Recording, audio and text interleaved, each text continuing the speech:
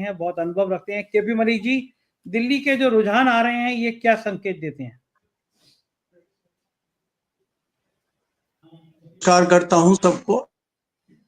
दिल्ली के रुझान आए ना आए उससे वो खास फर्क नहीं पड़ता। हम तो वोटिंग जिस दिन हुई थी उसी दिन से मान के बैठे हैं, दिल्ली में सरकार भारतीय जनता पार्टी की बन रही है। तमाम तामझाम भारतीय जनता पार्टी के पास है।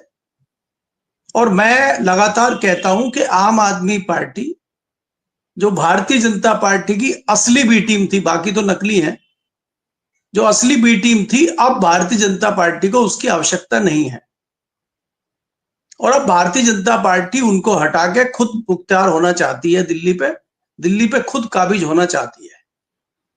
इस पे कई लोगों ने आपत्ति जाहिर की थी कि भाई मलिक साहब ऐसा कैसे हो जाएगा, अगर भारतीय जनता पार्टी आम आदमी पार्टी को हटाती है तो फिर वो गुजरात में कैसे यूज करेंगे इस टूल को, हरियाणा में जैसे किया, हिमाचल में किया, उत्तराखंड में किया, तो फिर क्या कैसे होगा। हमने कहा अब उनको जरूरत नहीं है, क्योंकि राष्ट्रीय अध्यक्ष का एक बयान आया था कि अब हमें आरएसएस की जरूरत नहीं है, हम इतने मजबूत हो चुके हैं। तो अगर वो इतने मजबूत हो चुके हैं कि उनको आरएसएस की जरूरत नहीं है, तो फिर आम आदमी की मजबूती का क्या करें। वो खुद मजबूत हो चुके हैं और इस टूल का जितना प्रयोग होना था वो हो चुका है। अब वो खुद आना चाहते हैं। उसी के तहत मैं देख रहा हूं कि आम आदमी पार्टी का विदाई समारोह हो जाएगा शाम तक, आप देख लीजिएगा। जी संजीव जी, संजीव जी माइक ऑन कर लीजिए आप। होस्ट का माइक बंद रहेगा तो कैसे हम लोग का होगा, बताइए। नहीं, अभी तक संजय सर कर रहे थे इसलिए बंद था, मैं खोल लिया है मैंने। नहीं, हमारा ये कहना है कि बिल्कुल आप ठीक कह रहे हैं कि विदाई शाम तक हो जाएगी, और पहले भी हम लोग ये कर रहे थे कि साम नाम दंड भेद का जो खेल। लेकिन अगर मलिक सर हम देखें कि बड़ी चूकें क्या देख पा रहे हैं, बड़ी चूकें क्या है। आपने कहा बी टीम है, बीजेपी की बी टीम है, लेकिन बीजेपी को 12 साल से तो सत्ता से दूर वो रखे हुए थी।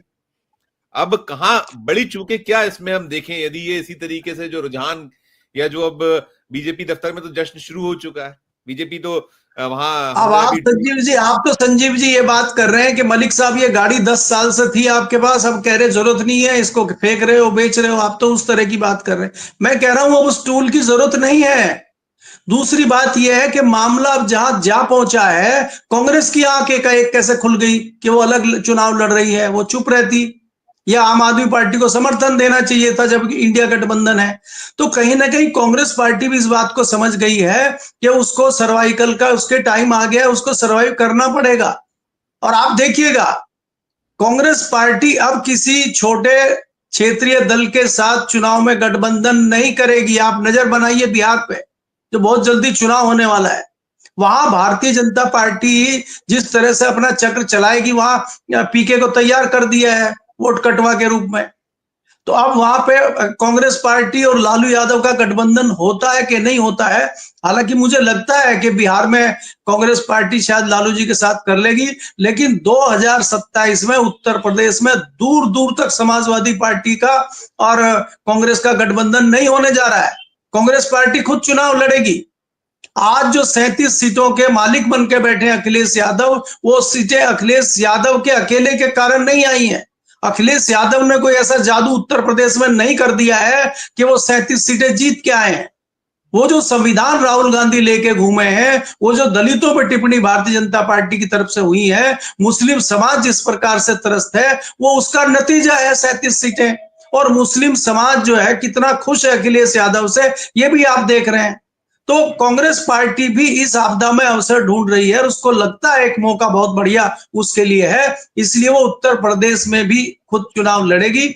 और कांग्रेस अगर हम देखें, कांग्रेस की बात करें लोकसभा चुनाव की, अगर वेस्टर्न में थोड़े अच्छे टिकट कांग्रेस बांट देती तो 2-4 उनके सांसद भी बढ़ सकते थे, जिसमें मैं सीटें कहोगे तो सीटें भी गिनवा सकता हूं। अगर समाजवादी पार्टी के बजाय कांग्रेस पार्टी अच्छे कैंडिडेट यहां से उतारती, मेरठ, अमरोहा, आपका मथुरा, फतेहपुर सीकरी, अगर इन सीटों पर अच्छे व्यक्ति कांग्रेस उतारती तो ये सारी सीटें कांग्रेस को मिल सकती थी, ऐसी परिस्थितियां थी। लेकिन कांग्रेस सीरियसली नहीं लड़ी, दिल्ली में भी कांग्रेस सीरियस नहीं लड़ी है।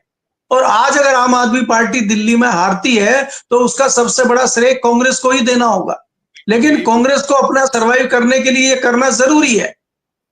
तो इसलिए मैं तो आपको परसों भी आप डिबेट में बैठे थे आपके, और मैंने साफ कह दिया था आपको कि दिल्ली में भारतीय जनता पार्टी की सरकार बहुत आराम से बनेगी, और अगर कुछ कमी समी भी रह गई, इनके तो बड़े नेता सब आ रहे हैं आम आदमी पार्टी के, तो जो बच जाएंगे वो खुद ही आ जाएंगे। बीजेपी कहेगी नहीं चाहिए, बोला नहीं हम तो इधर ही आएंगे, तो इधर अपना आप आ जाएंगे विधायक। इनको पंजाब भेज, खबर चलाई है अभी सुबह के, वो अपने विधायकों को पंजाब भेज सकते हैं। पंजाब तो तब भेजोगे जब जरूरत पड़ेगी पंजाब भेजने की। तो बुरी स्थिति में मुझे आम आदमी पार्टी दिखाई दे रही है। ये आंकड़े हैं, घटते बढ़ते रहेंगे। और भारतीय जनता पार्टी जो आपने सर्वे देखे हैं, सर्वे के मुताबिक ही सरकार बनेगी। जी बिल्कुल बिल्कुल। नहीं, इसमें एक चीज बताइए, बहुत छोटा छोटा मार्जिन है अभी, बहुत सारी सीटें ऐसी हैं और कई राउंड्स बचे हुए हैं, तो सूरत यही बनी रहनी है कि कुछ बहुत और परिवर्तन कुछ देखते हैं, कुछ बड़ा परिवर्तन हो जाएगा, या कुछ आप कहते अभी दिखता है 29-41 दिखता है जो ताजा, और ये इलेक्शन कमीशन ऑफ इंडिया की साइड पे से निकल कर आता हुआ दिखता है। तो क्या आप इसको कैसे देखें, कुछ बड़े उलटफेर हैं? और दूसरी चीज ये भी है, अब अगर बनती है तो दूल्हा कौन होगा? दूल्हे की बात भी तो है। दूल्हा तो हालांकि करना तय वही दो है गुजराती भाई जिन्हें तय करना है। अभी कोई साथी कह रहे थे कि वहां से भेजा गया था, गुजरात से एलजी भेजा गया था, तो यहाँ क्या अब ये जो चेहरे हैं इनमें से निकल के कौन आता है? क्या विधुड़ी होंगे, प्रवेश शर्मा होंगे, क्या दिखता है? प्रवेश वर्मा होंगे, क्या दिखता है?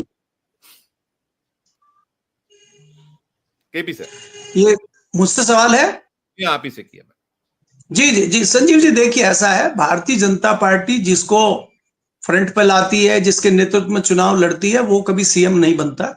सीएम ऐसा चेहरा होगा, ऐसी रबर स्टैंप होगी मजबूत, जो बढ़िया रबर स्टैंप लगते ही बहुत अच्छा दिखे कि मोहर बहुत अच्छी लगी हुई है, उस तरह का कोई नेता होगा। और सब देखिए, केंद्र चला रहा है, वहां दो ही लोग चला रहे हैं। आप स्टेट के नाम फिर गिनवाऊं आपको, आप मध्य प्रदेश चले जाइए, राजस्थान चले जाइए, गुजरात चले जाइए, आपका जो स्टेट है कितना बढ़िया सीएम है। देखिए आपके स्टेट में आप भी खुश रहते हैं, आजकल आपके चेहरे पर मुस्कान छाई रहती है।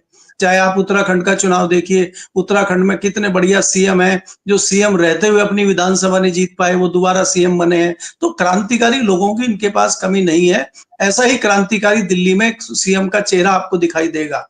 मुझे नहीं लगता विधुड़ी हो चाहे प्रवेश वर्मा हो ये सीएम बनेंगे, क्योंकि ज्यादा बोलने वाले, ज्यादा क्रांति करने वाले नेता कभी भी भारतीय जनता पार्टी में सीएम या किसी मुख्य पद पर जाते नहीं है। मंत्रियों की हालत देखिए आप, केंद्र में कौन कौन से मंत्री हैं।